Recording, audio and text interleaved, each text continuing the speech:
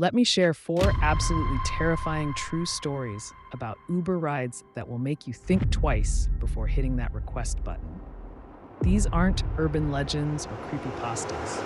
These are real experiences shared by drivers and passengers who found themselves in situations they never expected when they opened that rideshare app. Back in early 2019, Jessica had just moved to Chicago with a new job. She was 26, living alone in a high-rise apartment and still getting used to city life after growing up in a small town. One Friday night, she decided to meet some coworkers for drinks downtown. The night went well. A few cocktails, good conversation, nothing excessive.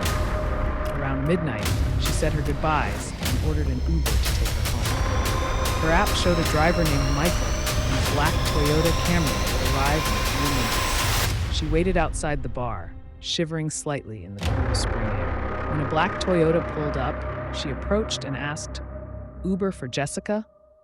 The driver nodded and unlocked the doors. She got in the back seat, grateful to be out of the cold. As they pulled away, Jessica noticed something odd. The driver hadn't asked for her destination. She assumed he'd already seen it in the app, so she didn't mention it. They drove in silence for a few minutes before she realized they were heading in the wrong direction. "Excuse me," she said. "I think we're going the wrong way. My apartment is in Lincoln Park." The driver didn't respond. He just continued driving, eyes fixed on the road ahead. Jessica felt her heart rate accelerate. She pulled out her phone to check the app and felt a wave of cold fear wash over her. There was no active ride showing. She hadn't confirmed the license plate or driver's photo before getting in the car. "I need you to let me out right now," she said firmly, trying to mask her panic. The driver glanced at her in the rearview mirror but remained silent. Jessica's mind raced through her options. She could try to jump out at the next red light, call 911, or maybe even break a window. As they approached a stoplight, she prepared to make her move, reaching for the door handle. That's when the driver finally spoke. "You're not Jessica, are you?" Confused, she replied, "Yes, I am, and you're not my Uber driver." The man looked genuinely surprised. "I'm waiting for a Jessica too, my Uber passenger." In that moment, Jessica realized what had happened. He was another Uber passenger who had ordered a car, not a driver at all. He'd stolen someone's Uber ride by pretending to be a driver, and now he was taking her somewhere unknown. She immediately dialed 911, speaking clearly into the phone.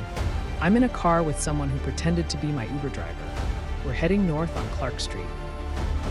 The man suddenly pulled over and unlocked the doors. "Get out," he said coldly. "Now." Jessica didn't hesitate. She threw open the door and ran to a nearby gas station, staying on the line with 911. The car sped away before she could get the license plate. Police arrived minutes later, but the man was long gone. They took her statement and drove her home, but the driver was never caught. The police later told her there had been 3 similar incidents reported in the area that month, women being picked up by fake Uber drivers. In 2 of those cases, the women were robbed. Jessica was lucky that the man simply let her go when she called police.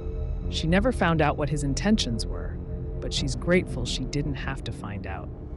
Now, Jessica always verifies the license plate and asks the driver who they're picking up before getting in any rideshare vehicle. That simple check could have prevented her terrifying experience. Our second story comes from Kyle, a 31-year-old Uber driver from Seattle who had been driving for the platform for about 8 months. He mainly worked weekend nights because the money was good, despite dealing with the occasional drunk passenger. One rainy Tuesday night in November 2020, Kyle decided to do a few hours of driving after his regular job. Around 9:30 p.m., he got a request for a pickup at an address in a residential area about 10 minutes away. The passenger's name was listed as Alex. When Kyle arrived at the address, it was a darkened house with no lights on inside or outside. This wasn't necessarily unusual. Sometimes passengers wait inside until their ride arrives. He marked himself as arrived in the app and waited. After about 2 minutes, a man emerged from the side of the house, not the front door. He was wearing a dark hoodie pulled tight around his face and carrying what looked like a small duffel bag. Kyle thought it was a bit odd, but not alarming. The man got into the back seat, and Kyle greeted him with his usual, "Hey, are you Alex?" The passenger mumbled something that Kyle took as confirmation and settled into the back seat. Kyle noticed immediately that the man smelled strongly of chemicals, something like bleach or ammonia. Again, unusual, but not necessarily cause for concern. Kyle started driving toward the destination, which was about 25 minutes away in another residential neighborhood. About 5 minutes into the drive, Kyle tried to make conversation, asking, "So, heading home for the night?" The passenger didn't respond. Kyle glanced in the rearview mirror and saw that the man was staring intently at him, not at his phone or out the window like most passengers. The man's gaze was unnerving. As they drove, Kyle noticed the passenger constantly fidgeting with his duffel bag, unzipping and rezipping it. At one point, Kyle caught a glimpse of what looked like rubber gloves inside the bag. The combination of the chemical smell, the man's behavior, and the contents of the bag started to make Kyle extremely uncomfortable. About halfway to the destination, the passenger suddenly spoke, "Actually, can you take me somewhere else? I need to make a stop first." Kyle explained that the passenger would need to change the destination in the app. The man insisted, becoming agitated. "Just turn here and follow my directions. I'll pay you extra in cash." Kyle knew this violated Uber's policies, and more importantly, his instincts were screaming that something was wrong. He made a split-second decision and said, "I'm sorry, but I can't do that. I can only take you to the destination in the app, or you can change it there." The passenger became increasingly agitated. "Just do what I say," he demanded, his voice rising. "Turn right at the next street." Kyle didn't turn. Instead, he pulled into a well-lit gas station and said, "I'm sorry, but I'm going to have to end the ride here. I can't take you anywhere that's not in the app."